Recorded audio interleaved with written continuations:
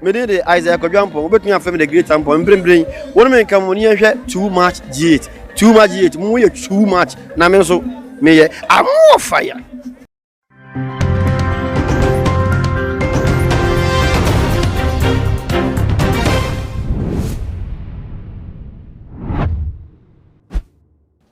Ebusia for me mama akwa basronko eba to my GH so money abana na ama ogusua eni na abre so say ye training issues me dey be so more ewe fidi so niti yenko ensem no emu prekope sisi ade nti abeto dwa efi eye for me na kire say eye Ghana National Fire Service for wo ewo wa te say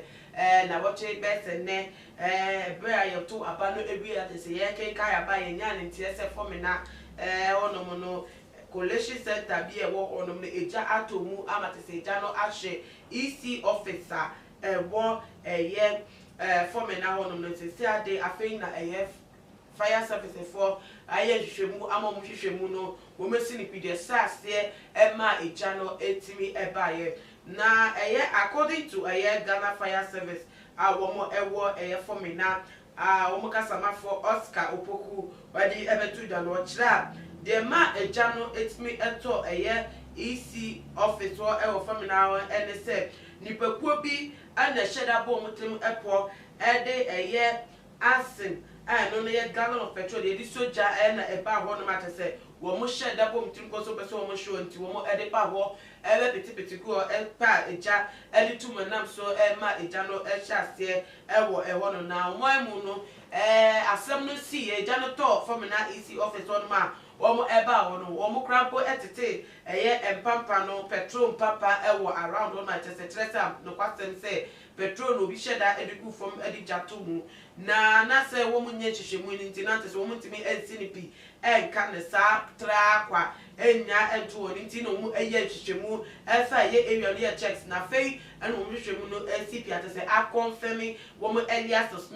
suspicions ana wo mu ewo efa ekwan a enam so ema eja no etimi ebeto ho na wo mu edi etu da no mo sa eka se ni mu no those say ejano ehye offices one no nyama kakra bi wo na nso na ate se ballot process no ene papers bi na hunya de wo mo etbi ebe fire na nya eye intata there se casualties na ana se nyama wo mo ehwe wo no na nyama ehye da edros ana se esombo sa ekwai so na ni mu no omodi hwehwemu we ebe to dwan na Ghana for visitors say what is next se si ano wan ena wota ye chire a chese ye de ebe sobo no ebe bo ne se wo no na eye asen wo boni timpo na so wo tani pokowe na atese asen wo timpo ebe hwegu for me na EC hono ma ase wo mo nkomo timpo ne se ko mo hye EC office asa hye ballot process ego no na atese ye se no nso no ye hu emu asem se ye domo sukwa na ehu nkofo ko a wo mu ehyeche na atese emra no enu mu di because no wo mu ni ho kwan bia na se tumi bia se wo mbeba no ma be hye eye hono because etia mra pa se se bia sa ye state owned property obeche de twa eja edi atum no nti na tese wo be ya se police for so do mo be trim se fire service dey o report paper no no ma shi omodi o report abetu ja no a police for be di insecurity no ma hwehwemu no ma do mo supo hu elkofuku a wo eta echire na we ka ya hodo mo so no na anka akoye se manso kakra e wo inside se na eye MP a wodi so ewo fam na area mu ewo no na say lecturer area wono mu no na we obi a ka gofo no wo no wo pe na sempa na so na manyeko NPP prime minister no course no wo mo eyi no delegate to aba etia no yi no esi ncha te say ono agasa mo eko eye independent a wentimi and fa party no so entimi anko parliament be mani niemu no those who call independent no crap no still na no wotimi yetimi to aba ema no edi nkunim ewo apatu no atese na ekyerese dipa na wo eye formina constituency no de wo no ana no mpane se obedi nenim nanso the party members for and wo man shede nyanti ase emfa ama no ewo sa akwa no so nti na Ghana for asha se ka se na ebeye ne se eya police information ase eye omhwehwemu edi efri eye the party for no emune some day abora dipema just a woman so no more other political parties almost opposition party no much no pese yen could no ebeko edi ama eye formina MP no the sebeko na afa no so mu sha se enye hwehwemu e wona fa se na be ye obehu asem no mu akasa bipa ku a hwehwere a wo mu edi sa nyamra asem no na tese wotimi ene emra no etimi no meji no nyonyom se na ese esifa eye no na ebusuafo na etimi aba ne sa edema na ne nua mu no Ghana fo bi so wadwen bi se abato we die nsema aba ho no edoso pa nsema wodo ukor mia ya wodo a eye bentibi waso ma no mu so a formina utimi yin ntimi formina efi bade ya wo ho ne ene se formina hodom no enyesa abato no nka beka se afani afampo na eko the same political party na mu enkofo na tese womo asori eti omo atese bako jinama party no enti wo pre ni interest na bako no so ayeyi na fi ye party ne emu no no ejina independence so mo mpese obekọ nkan ewo ye de ni so ade hu ni to mo pe esi no kwanti honom no kakra no se esiesie emra ye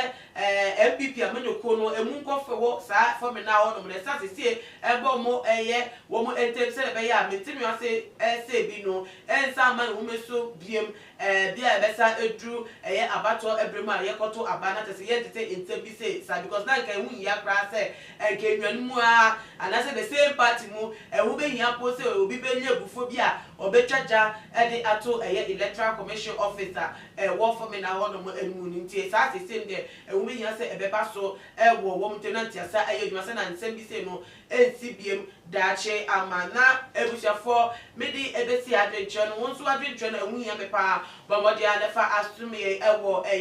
ye comment section honom na ebiem so no share video we emma ewo all the social media platform no follow ye ewo ye Twitter and ye Instagram account at @tumagh_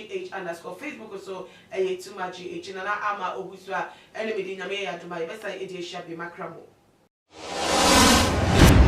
the major prophet kun chacha on say me catch was say bomoden na hwe too much GH on say me kan ye nyene bone pa na kase ye pe wo wi ase ya asonde nti na adam wo hu nyame ye no nyam no wo hu ne ma bi a wo hwehwehwehwe e wo other place ne ade kat won na bomoden na be hwe too much GH be hwe na subscribe bomoden o be hwe pe na wa ye subscribe o subscribe na subscribe na o subscribe a na wo benya ne ma papa a wo pe ahwe nyame shira. Too much GH. Many have come and many have gone,